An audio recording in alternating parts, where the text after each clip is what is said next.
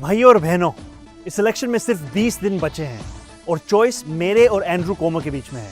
अगर आप पहली बार इलेक्शन के बारे में जान रहे हैं तो ये है जो एंड्रू कोमो ऑफर कर रहा है। आज मेरे पास बिल्डिंगें हैं, प्रॉपर्टी है, बैंक बैलेंस है, बंगला है, गाड़ी है, क्या है तुम्हारे पास?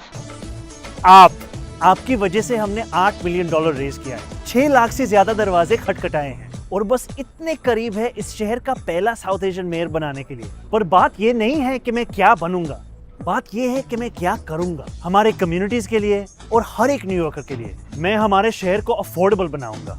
न्यूयॉर्कर्स मुश्किल से अफोर्ड कर रहे हैं रोटी, कपड़ा और मकान। मैं ये सब बदलने के लिए लड़ रहा हूँ, rent free buses, universal child care और सस्ती ग्रोसरीज के जरिए। पर आपको एक सवाल पूछना चाहता हूँ, तुमने कभी किसी को वोट किया? कभी किसी को रैंक किया? देखो, यहाँ न्यूयॉर्क सिटी में हम रैंक चॉइस वोटिंग यूज करते हैं। इसका मतलब है कि सिर्फ एक कैंडिडेट को चूज करने के बजाय आप 5 कैंडिडेट्स तक को रैंक कर सकते हो अपनी पसंद के हिसाब से। सोचिए, ये 5 लस्सिया कैंडिडेट्स हैं और मैं ये वाला हूँ। ये सिस्टम ऐसे काम करता है। सबसे पहले फर्स्ट चॉइस वोट्स काउंट होते हैं। जिस कैंडिडेट के वोट सबसे कम होते हैं उसे हटा दिया जाता है। लेकिन अगर वो आपका पहला चॉइस था तो आपका वोट खत्म नहीं होता है, वो आपके नेक्स्ट चॉइस को चला जाता है।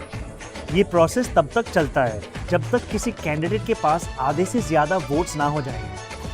आप जितने ज्यादा लोगों को रैंक करते हो उतनी ज्यादा आपकी बैलेट और आवाज में ताकत होती है। इसलिए मैं चाहता हूं कि आप मुझे, ज़ोहरान ममदानी को, अपने बैलेट पे पहले नंबर पे रैंक कीजिए। और सिर्फ मुझे नहीं, बाकी बैलेट भी जरूर भरना। ये 3 दूसरे कैंडिडेट्स हैं जिनको आप रैंक कीजिए। लेकिन एक बात याद रखना, एंड्रू कोमो को रैंक नहीं करना। उसका कैंपेन ट्रंप के डोनर्स के पैसों से चल रहा है। अगर वो जीता तो डीसी के साथ साथ एनवाईसी भी उनका होगा। विश्वास नहीं होता तो खुद उनसे सुनिए कि क्या होगा अगर कोमो जीता तो। खाना मिलेगा, पीना मिलेगा, भैया की शादी है, सब कुछ। बिलियनियर्स के पास ऑलरेडी सब कुछ है, अब आपका टाइम आ गया।